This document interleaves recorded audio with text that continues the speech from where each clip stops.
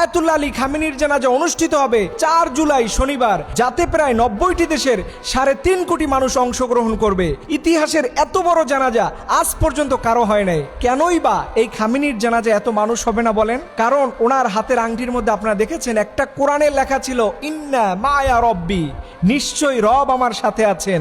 দেখেন, যেই মানুষের সাথে রব থাকেন তার জানাজা তো এত বড় হওয়ারই কথা। আমার মনে হয় বাংলাদেশের এমন কোনো মানুষ নাই যে আয়াতুল্লাহ আলী খামেনির জানাজায় অংশগ্রহণ করতে চায় না, কিন্তু এটা আমাদের পক্ষে সম্ভব হচ্ছে না। তবে আমি সরকারকে বিশেষভাবে অনুরোধ রাখবো, যদি সম্ভব হয় মুসলিম ইতিহাসের এই মহান নেতার গায়েবানা জানাজার নামাজ যেন এই বাংলাদেশে কোনো একটা বড় ময়দানে হয়, এইটার ব্যাপারে যেন সরকার উদ্যোগ গ্রহণ করে।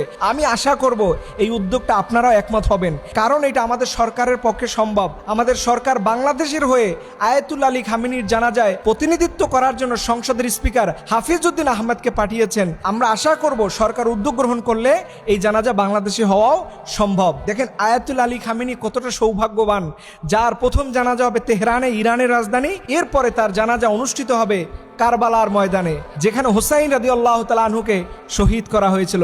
সেই ঐতিহাসিক আমাদের হৃদয়ের জায়গা কারবালার ময়দানে এই মুসলিম ইতিহাসের মহান নেতার জানাজা নামাজ সেখানে অনুষ্ঠিত হবে। আমরা বিশেষ করে সবার কাছে অনুরোধ রাখবো, সবার কাছে আমি প্রত্যাশা রাখবো, আপনারা এই মহান নেতার জন্য, মুসলিম ইতিহাসের অবিসংবাদিত নেতার জন্য আপনারা দোয়া করবেন, যিনি ট্রাম্প এবং গোটা বিশ্বের সকল জাহেলদের সামনে বুক উঁচু করে 86 বছরের একটা মানুষ দাঁড়িয়ে গিয়ে বলছে আল্লাহর জমিনে আল্লাহর হুকুম চলবে, কোনো আমেরিকা অন্য পরাশক্তি তাবেদারি চলবে না। তাতে আমি আয়াতুল্লাহর জীবনও গেলে আমি একবারও পরোয়া করি না।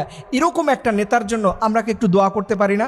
অবশ্যই আমি সবাইকে অনুরোধ জানাবো, আপনারা মন থেকে তার জন্য দোয়া করুন, রব্বুল আলামিন যেন জান্নাতের সর্বোচ্চ মেহমান হিসেবে তাকে কবুল করে। সকল আমেন।